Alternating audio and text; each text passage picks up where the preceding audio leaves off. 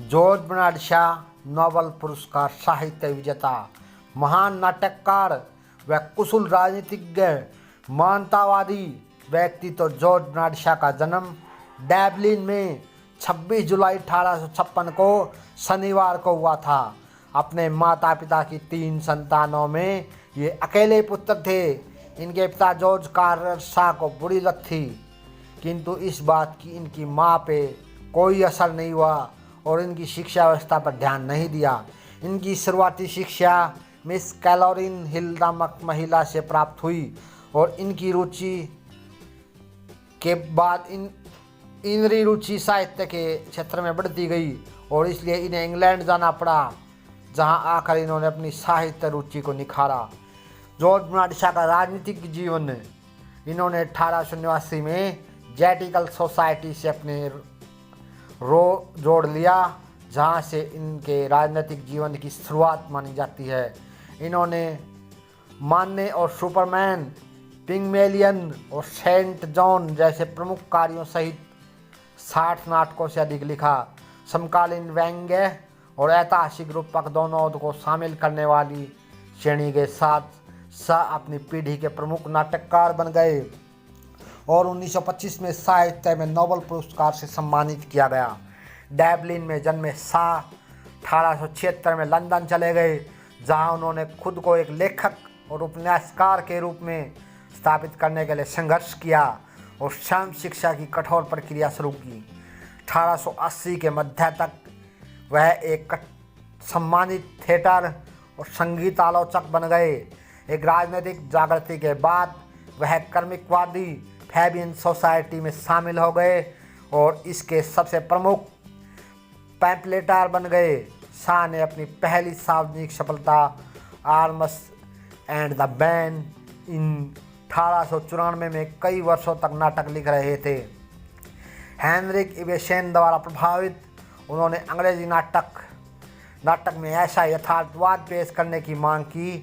अपने नाटकों का इस्तेमाल अपने राजनीतिक, सामाजिक और धार्मिक विचारों 20वीं सदी के शुरुआत में नाटककार के रूप में उनकी प्रतिष्ठा को महत्वपूर्ण और लोकप्रिय सफलता की एक श्रृंखला के साथ सुरक्षित किया गया, जिसमें मेजर बारबरा, द डॉक्टर की दुविधा और द सीजर ऑफ क्लियोपैट्रा शामिल थे। संक्षिप्त परिचय जॉर्ज बर्नार्ड शॉ का।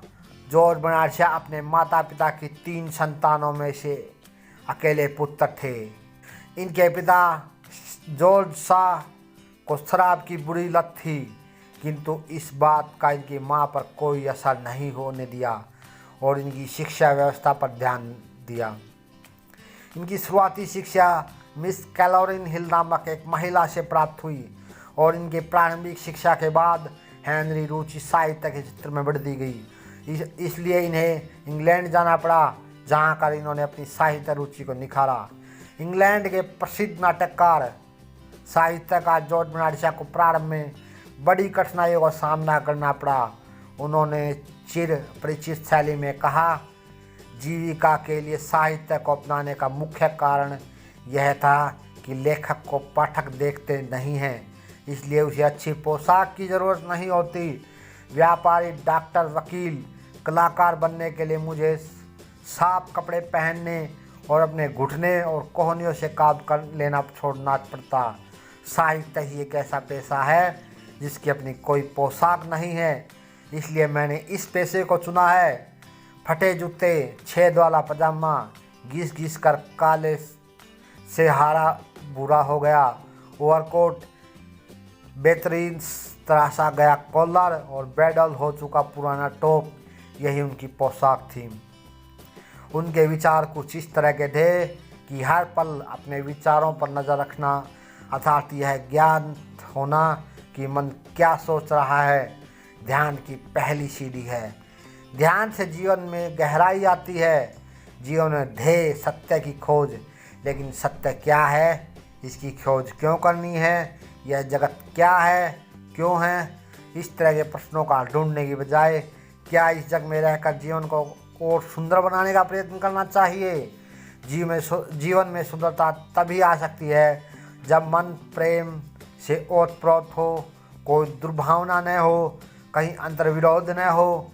जैसी सोच हो वही कर्मों में झलके और वही वाणी में लोग किसी भी प्राणी या वस्तु के प्रति हिंसक न हो। यह सब स्वयं स्फूर्ति न हो कि ऊपर से ओढ़ा गया। जब फूल खिलता है तो उनके उसके पास जाकर पंखुड़ियाँ ही खोलना नहीं होता।